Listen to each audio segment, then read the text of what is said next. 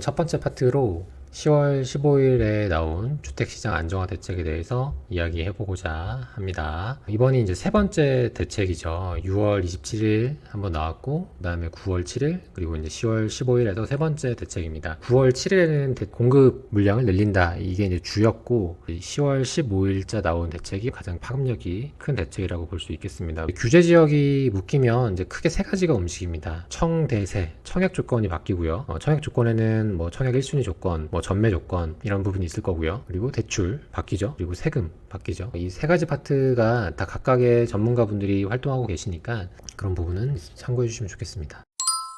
이번 10월 15일 날 나온 규제책에서 가장 큰 부분은 기존의 조정 대상 지역이 강남, 서초, 용산 요 네 지역이었는데 이 네 개 자치구에서 서울 전 지역 그리고 경기도 12개 구역 해서 대폭 조정 대상 지역, 투기과열 지역을 늘리겠다라는 게 가장 중요한 부분이라고 볼 수 있겠습니다. 우리가 투자할 때 내가 살려고 하는 지역이 어느 지역이냐 가 가장 중요하거든요. 뭐 경매든 일반 매수든 청약이든 그 날짜에 그 지역이 규제 지역인지 비규제 지역인지 반드시 잘 확인해야 되는데 내일자 기준으로 이렇게 지역이 넓어졌다라는 것을 꼭 잊지 않고 저는 이제 헷갈리면 호갱노노에서 그때그때 보거나 이렇게 하는 편입니다. 지금 강남, 서초, 송파, 용산으로 바뀌었던 시점이 2023년 1월이었어요. 그러니까 꽤 오래전 이야기죠. 근데 계속 지켜보다가 이번에 규제 지역을 묶인 거죠. 그리고 이제 투기과열지구가 묶이게 되면 대체적으로는 분양가 상한제 도 같이 포함이 되거든요. 근데 현재는 현행을 유지한다라고 하는데 투기과열지구이기 때문에 분양가 상한제 지역으로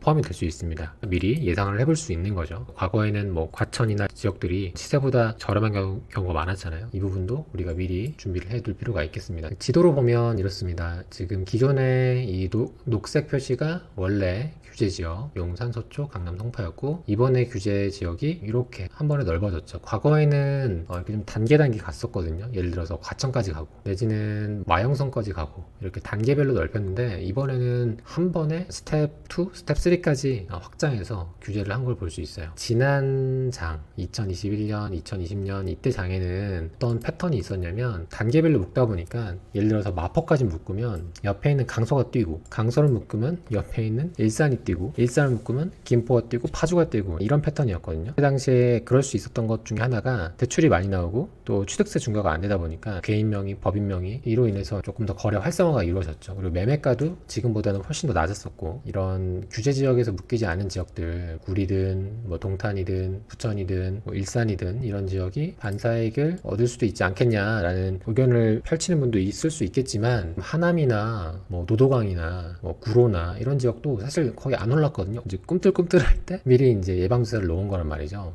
반사이익을 얻기에는 이제 과거의 장과 동등하게 비교하기에는 무리가 있지 않을까 그런 생각을 우선은 해봅니다. 일단 조금 지켜봐야 할 것 같아요. 그래서 이제 한 번에 이렇게 묶은 것은 조금 이례적이다. 이 부분은 참고로 기억해 두시면 됩니다. 이제 조정 대상 지역과 투기과열 지구를 묶는 기준은 이런 요건이 있으니 참고하시면 될 것 같아요. 뭐 주택 가격 상승률이 현저히 높아지거나 청약 경쟁률이 높아지거나 주택 보급률이 낮아지거나 이런 것들이 한계 이상 충족하면 이 규제 지역으로 묶을 수가 있습니다. 조정 대상 지역은 대출, 세금, 청약 그리고 투기과열 지구는 대출, 청약에 영향을 주는데 전 지역이 조정 대상 지역으로 묶였기 때문에 대출과 세금, 청약에 모두 영향이 있다. 이 부분을 분명히 기억하셔야 하고요. 대출부터 한번 보도록 하겠습니다. 대출 레버리지를 일으켜야 되기 때문에 굉장히 중요한 부분이죠. 이 대출은 뒷페이지에서 조금 더 자세히 볼 텐데 일단은 무주택자 기준으로 수도권 규제 지역 거주자 대상으로 LTV 40 대출 최대 한도는 6억 그 다음에 6개월 이내 전입 의무가 있고요. 참고로 중도금 대출은 제외입니다. 이 부분도 제가 뒤편에 다시 한번 설명드릴 예정이고요. 조정 대상 지역이 되면은 이제 세금에서 허들이 많이 높아진다. 왜냐면은 취득세도 2주택부터 바로 8% 중과를 맞고요. 다주택자가 조정 대상 지역 내에서 집을 팔 때 이제 20% 중과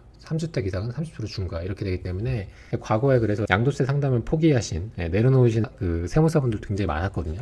근데 이제 2023년 1월부터는 대부분 지역이 비조정 대상 지역이 되고 완화되고 하다 보니까 계산하기 편했죠. 그리고 조정 대상 지역 내에서는 2년 보유 플러스 2년 거주를 해야 비과세가 받을 수 있습니다. 그래서 이 부분도 사실은 허들이라고 봐요. 왜냐하면 이 거주 요건에 있어서 어떤 실수를 하게 되면 수억 원이 차익이 날 수 있는 거에서 박탈당하기 때문에 이 부분도 굉장히 세금 측면에서는 보면 차이는 크다라고 볼 수 있겠고요. 분양권 전매와 관련해서 보면은 이제 앞으로는 수도권의 분양권 전매가 3년으로 늘어난다는 내용입니다. 3년이면 거의 소유권 이전 등기까지죠. 굉장히 길어졌다라고 볼 수 있고, 지방은 6개월에서 1년으로 늘어납니다. 대신에 이제 이런 규제가 따르지만 분상제 지역이 포함될 확률이 크기 때문에 이제 시세보다 저렴한 로또 청약단지가 기존보다 늘어날 수 있다는 것은 또 긍정적인 부분이라고 볼 수 있습니다. 청약과 관련해서 보면요, 비조정 대상 지역에서 청약은 되게 심플해요. 재당첨 제한도 받지 않고 세대 구성원도 할 수 있고 뭐 다주택자도 할 수 있고 이런데, 조정 대상 지역 청약은 허들이 높습니다. 일단은 2년 이상 그 지역 거주자, 그리고 청약통장 가입 기간이 서울은 지금 1년이잖아요. 근데 2년,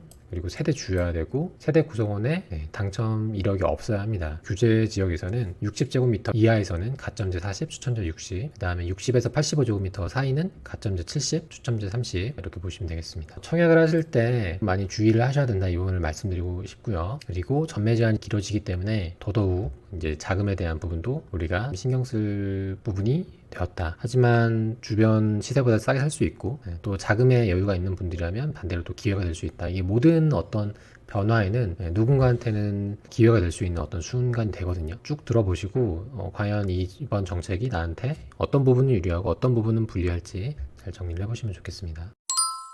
동시에 토지거래허가 구역이 추가 지정이 됐습니다. 규제 지역, 조정 대상 지역으로 묶인다고 하면 그래도 갭 투자는 할 수 있죠. 이제 갭 투자로 샀다가 나중에 필요할 때 실거주해서 비과세 받고 팔면 되는데, 이번에는 동시에 토지거래허가 구역도 이번에 조정 대상 지역 묶인 만큼 동일하게 범위를 확 넓혔어요. 갭 투자를 하려면 내가 10월 19일까지는 계약서를 작성해야 돼요. 그렇죠? 왜냐하면 지정 기간이 10월 20일부터니까. 조정 대상 지역은 내일부터, 토지거래허가 구역은 10월 20일부터입니다. 옛날에는 몇 주 정도 시간을 줬던 것 같은데, 요즘에는 바로 내일, 즉시, 이런 경우가 되게 많아졌어요.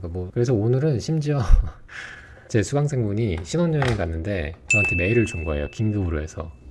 리스본? 거기서 메일을 주셔가지고, 원래 살려고 했던 집이 있었는데 갑자기 규제책이 뜬 걸 보고 놀라가지고 연락을 했다. 지금이라도 사는 게 좋을지 말지. 그래서 제가 전화를 했거든요. 아무튼 고민할 시간을 며칠이라도 줘야 되는데 너무 잔혹하죠. 그래서 어쨌든 확실한 거는 계약금을 넣어야 돼요. 계약서도 쓰고 계약금도 넣어야 돼요. 근데 가계약금은 애매할 확률이 있다라는 것은 기억을 해두셔야 되고, 그리고 아까 말씀드린 것처럼 조정 대상 지역은 내일부터 적용이 되니까 비규제 지역으로 적용을 받으려면 오늘 자정 전까지 원칙상으로는 계약금이 들어가야 되는 거죠. 그리고 이제 토지거래 허가구역은 그 지역의 집을 사게 되면 취득일로부터 잔금 치르고 나서 2년간 실거주 의무가 따릅니다. 토지거래 허가구역이 조정대상 지역 묶인 거랑 동일하다고 보시면 돼요. 경계선이 똑같죠. 노도강, 강서, 광명, 수원 영통이죠. 똑같습니다. 자, 이 부분도 굉장히 중요합니다. 이제 수도권하고 규제 지역이에요. 지방은 완전 다른 이야기입니다. 분명히 분리해서 보셔야 되고, 이따 퀴즈로도 제가 설명을 드릴 텐데, 이제 627 대책에서 대출 한도를 최대 6억으로 한다고 했잖아요. 근데 계속 오르다 보니까 이제는 수도권과 규제 지역에서 집을 살 때는 10억 이하는 6억, 15억 초과, 25억 이하는 4억 원, 25억 초과는 대출 2억 원만 해주겠다라는 거죠. 시행 시기는 내일부터. 하지 말라는 얘기죠. 이 정도면. 오늘 갑자기 일하고 있는데 계약서를 쓰라는 게. 그래서 수도권 6억 대출 적용 받으려면 오늘까지는 계약서를 작성해야 되고, 가계약은 좀 애매한 부분이 있다. 물론 모든 어떤 정책에는 이를 피해갈 수 있는 팁도 나오고, 너무 강도가 세다고 느껴지면 약간 풀어주거나 하는 부분도 있습니다. 보겠죠, 어떻게 흘러갈지. 참고로 이제 627 대책에는 원래 규제 지역 50%를 했다가 40%로 낮췄거든요. 불과 3개월 만에. 우리가 기억해야 될 게, 그 규제 지역, 비규제 지역의 LTV를 첫 번째로 기억을 해야 되고요. 두 번째로는 아까 보이신 것처럼 규제 지역, 비규제 지역에서의 대출 한도, 이걸 두 번째로 기억하셔야 되고요. 그리고 세 번째로는 DSR을 기억하셔야 됩니다. 그래서 나중에 엑셀표로 해가지고 규제 지역인지 비규제 지역인지, 뭐 LTV는 얼마 나오는지, 대출 한도는 얼마 나오는지, 매가에 따라 달라지니까 이러한 레버리지 때문에 15억 1천만 원의 거래를 한다 하더라도 대출을 더 받기 위해서 약간 금액을 낮추고 대출 6억 받기 위해서 이렇게 하는 경우도 있을 거라는 생각이 듭니다. 자, 퀴즈입니다. 이제 내일부터 이제 시행이 된다고 하니까 내일 서울 강동에 20억짜리 집을 우리가 매수를 한다고 볼게요. 이걸 가렸어야 되는데, 그러면은 대출 주담대 LTV가 몇 %죠? 여러분들도 한번 같이. 규제 지역이니까 LTV 40%죠. 근데 대출 한도는 4억입니다. 그리고 고려사항은 뒤에 보여드리겠지만 스트레스 DSR이 이제 이 부분도 대출 받을 때 중요한 부분이거든요. 그리고 토지거래허가 구역이니까 갭이 안 되고 즉시 입주해야 되고 비과세 받으려면 2년. 그래서 내가 필요한 돈은 일단은 16억이 되는 거죠. 간단하게 이렇게 생각을 해볼 수 있습니다. 비싼 집일수록 대출이 줄어드니까. 두 번째 질문입니다. 입주자 모집 공고문이 나온 서울 명일동의 주양상가 주양 34평형 분양가가 20억이다 라고 했을 때 중도금 대출은 몇 퍼센트일까요? 자, 일단은 규제 지역이니까 LTV 40%입니다. 근데 중도금 대출은 한도에서 제외되기 때문에 20억에 40%인 8억까지 받을 수 있는 거죠. 근데 문제는 잔금 대출 받을 때는 40%가 적용돼서 대출 한도를 적용받아서 4억이 되는 거죠. 그리고 애매한 부분 중에 아마 4억일 것 같긴 한데 20억이 아니라 25억이 넘어가게 되면은 이럴 가능성도 있지 않을까? 조금 난해한데 이 부분은 해석이 나오지 않을까 싶고, 만약에 이게 맞다라고 한다면 처음에 중도금 대출 8억을 받고 나중에 대출 일부를 토해내야 되는 그런 상황이 올 수도 있는 거죠. 그래서 중도금 대출까지는 대출을 받을 수 있는 폭이 넓기 때문에 잔금 대출보다는 훨씬 낫죠. 그렇죠? 끌고 갈 수 있으니까 시간을. 이 부분은 잘 이해하셔야 합니다. 10월 16일 대구 수성구 10억짜리 아파트 매수 시, 이때는 너무 심플합니다. 지방은 사실 생각할 게 없어요. 대출 70% 비규제 지역이니까. 그리고 대출 7억 받고 필요자금 3억. 그렇죠? 우리는 지금 수도권이 묶여있기 때문에 신경 쓸 게 많은 거지 지방은 훨씬 더 심플하다는 거. 10월 16일 부산에 10억짜리 분양 아파트 받을 때 똑같습니다. 중도금 대출이 60% 되니까 6억 될 거고요. 그리고 잔금 대출 70% 되고 감정가가 10억 이상이라고 하면은 내 돈은 훨씬 더 줄어들 수 있겠죠. 우리가. 그래서 제가 드리고 싶은 말씀은 집을 살 때 규제 지역이냐 비규제 지역이냐 또 수도권이냐 그렇지 않느냐 매가가 얼마냐 그리고 나의 소득 대비 DSR을 충족시키냐 않느냐 이런 것을 꼼꼼하게 따져볼 필요가 있다 라는 겁니다. 대출 DSR 역시도 이 스트레스 금리가 조금 올라가기 때문에 이 부분도 신경을 써야 됩니다. 이 부분은 부동산 계산기를 통해서 계산을 하실 수가 있습니다. 자, 전세대출 DSR 적용. 이 부분도 1주택자 한해서 이렇게 반영이 된다고 하니까 이 부분은 참고를 하시면 될 것 같고요. 지금까지 설명드린 부분이 이제 이번에 나온 이제 규제책이고 앞으로 나올 수도 있는 것들. 그럼에도 불구하고 잡히지가 않는다라고 하면은 이제 세제 합리화를 한다고 하죠. 하지만 조심스러워하는 것 같고요. 그리고 부동산 거래 질서 확립을 위해서 뭐 특사경을 도입하고 조사하겠다, 꼼꼼하게 들여다보겠다 이런 내용이고 마찬가지입니다. 부동산 거래 감독기구 설치를 해서 신고가를 갱신하는 뭐 자전거래나 뭐 불법 행위 이런 것들을 감시하겠다. 이건 예전부터 있었던 내용입니다. 그리고 마지막으로 9월 7일 날 있었던 우리가 약속했던 것처럼 공급은 차질 없이 진행할게 뭐 이런 내용이고요. 기존에 분양권 갖고 계신 분들 근데 그 지역이 이번에 규제지역으로 묶여요. 그럼 나는 어떻게 되는 거지? 전매가 가능하긴 한데 이 규제 지역 내에서 분양권 전매할 때는 1회 안에서 전매가 허용된다. 이 부분도 기억을 하셔야 됩니다. 그래서 이거를 사시는 분은 그 다음에는 못 파는 거죠. 뭐 규제 지역 지정 공고일 이후 입주자 모집 공고, 모집 승인 신청원부터 규제가 적용됨. 토지거래허가 구역은 10월 20일부터 시행이 된다라는 내용입니다.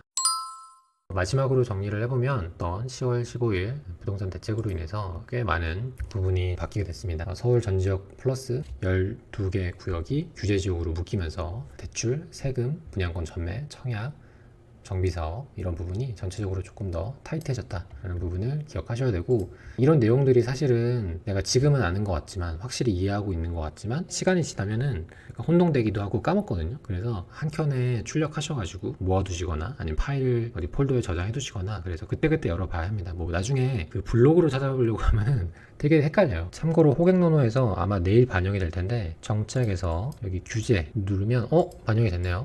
미리 반영이 됐네. 원래 내일부터 반영이 돼야 되는데 그렇죠? 지금 여기까지가 기존에서 넓어진 겁니다. 그렇죠? 우리가 한번 테두려 볼까요? 재밌는 것 중에 하나가 여기 매규역 펠루시드 여기 이 단지가 132동 126동, 114동 여기는 이제 규제 지역으로 묶이고 여기는 비규제 지역이고 같은 단지에서도 이런 이제 현상이 나타나는 거죠. 이런 데는 차라리 여기 살 거면 여기보다는 여기가 훨씬 낫죠. 나중에 계속 팔 수 있고 여기는 전매가 한 번밖에 되지 않고 대출을 훨씬 잘 나오고 여기를 할 이유가 없죠. 이런 것도 있고 잘 봐야 돼요. 행정구역이 어디인지. 이런 경계선에 있는 단지들은 피해보는 단지라고 볼 수 있는 거죠. 또 어디가 있을까요? 뭐 온수도 거의 뭐 오른 건 아니죠. 여기도 아슬아슬하게 살아났네요. 소사구 괴안동에 있는 이판산성 온수역 여기 반대편에 있는 단지보다 여기를 하죠. 왜냐하면 여기는 보유만 해도 비과세가 되고 대출도 좀 더 용이하고 취득세도 중과가 안 되고 하니까요. 항상 어떤 대책이 나오고 나서는 모합하는 시기가 있긴 있거든요. 근데 이게 그렇게 오래 갈 수 있을까? 좀 이런 생각도 해보고요.